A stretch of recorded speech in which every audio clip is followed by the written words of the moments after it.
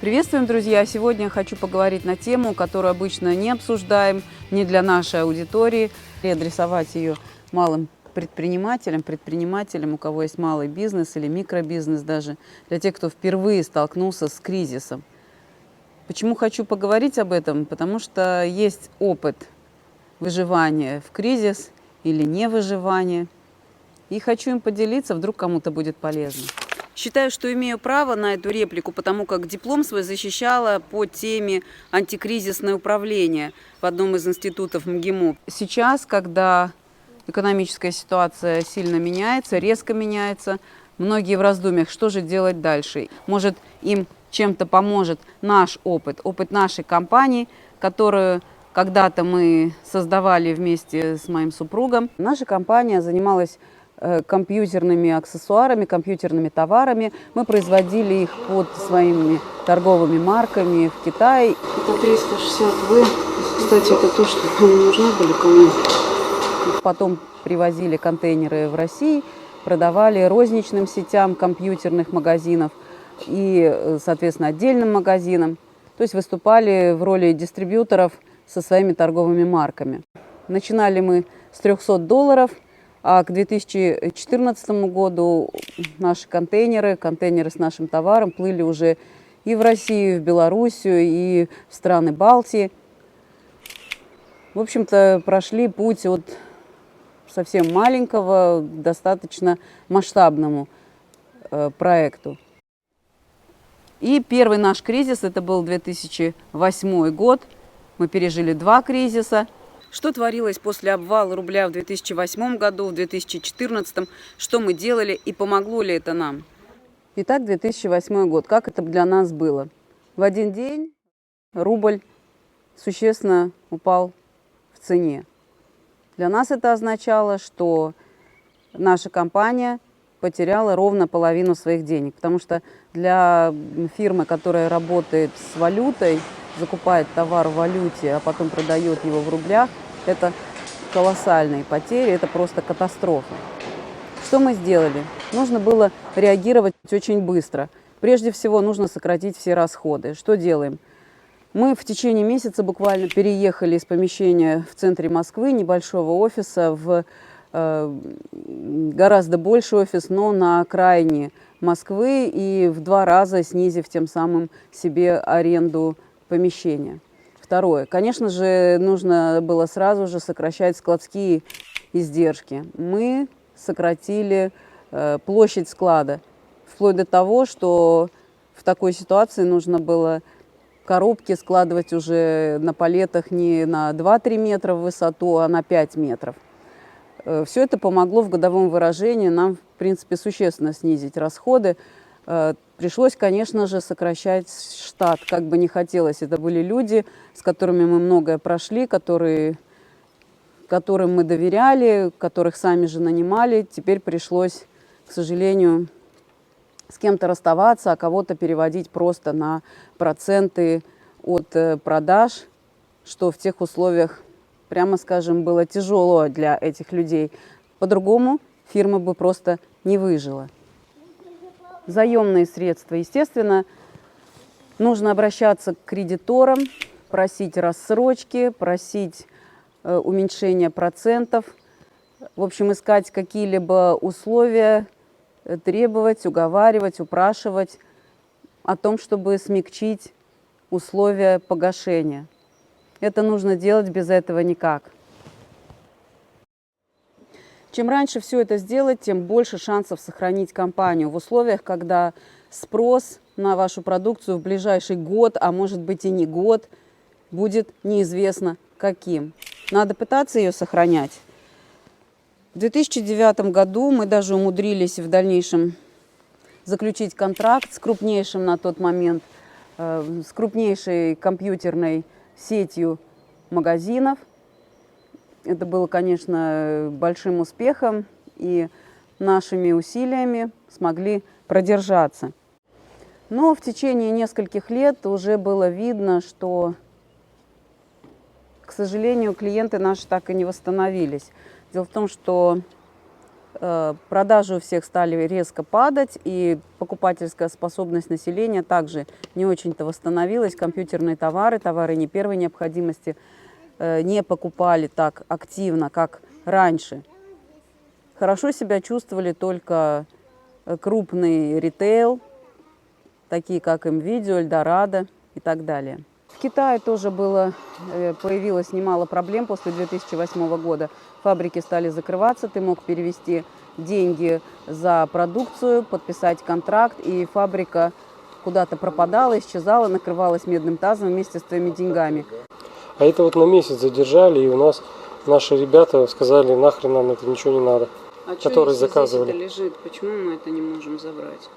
В общем, какими-то тоже неимоверными усилиями нам удалось не потерять много денег, скажем так, в Китае. И тут случился 2014 год, когда рубль опять вновь резко упал. Не забываем, что мало того, что мы работали с валютой, так еще и отсрочка платежа с российскими компаниями была в районе 3 месяцев со многими крупными клиентами. Соответственно, после вложения денег ты их увидеть мог только через 6 месяцев. За эти 6 месяцев уже мало чего живого оставалось.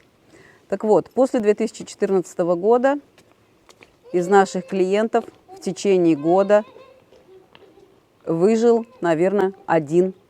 Я не утрирую. По всей России, в Белоруссии, в странах Балтии 1% фирм, компаний, магазинов, с которыми мы работали, остались на плаву. Все остальные закрылись, обанкротились, что-то с ними еще произошло.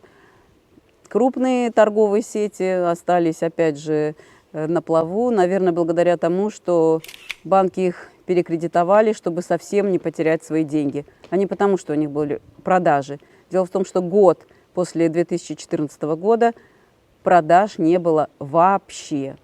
То есть покупательская способность населения, опять же, была на нуле. Нам уже сокращать было нечего. Все, что можно, мы уже сократили до этого, все было оптимизировано. Очень нас выручило и в первый, и во второй кризис то, что многие сервисы и, в принципе, весь наш бизнес был построен с помощью аутсорсинга.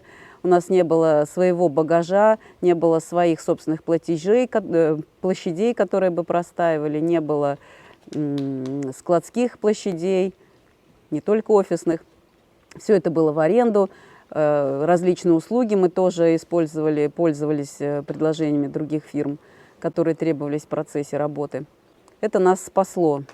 Но после того, как в течение года спрос так и не восстановился, клиенты, естественно, нам, так как они банкротились, не отдавали наши средства, наш товар не отдавали. Добиться чего-либо с помощью коллекторов было на практике тоже невозможно. Невозможно было, в общем, вернуть свои деньги. Мы, естественно, решили закрыться. Сегодня я жалею только об одном, о том, что мы не сделали раньше следующего. Нужно было буквально сразу же отказываться от склада, вплоть до того, что просто перевозить остатки товара к себе в гараж, чтобы год не ждать восстановления рынка. Мы тогда не могли предсказать глубину и тяжесть этой экономической ситуации. В общем, нужно сокращать все, замораживать бизнес и не бояться того, что кто-то про тебя подумает, что вот ты неудачник, или многие переживают за свою репутацию. О репутации здесь нечего волноваться, здесь нужно жизнь, что называется, спасать свою. Конечно, принять решение о закрытии фирмы было очень непросто. Ну, вы сами понимаете, сколько сил вложено в контракты, которых ты так долго добивался, в площади, которых ты искал, вообще весь бизнес, торговые марки, которые регистрировались долго очень и так далее.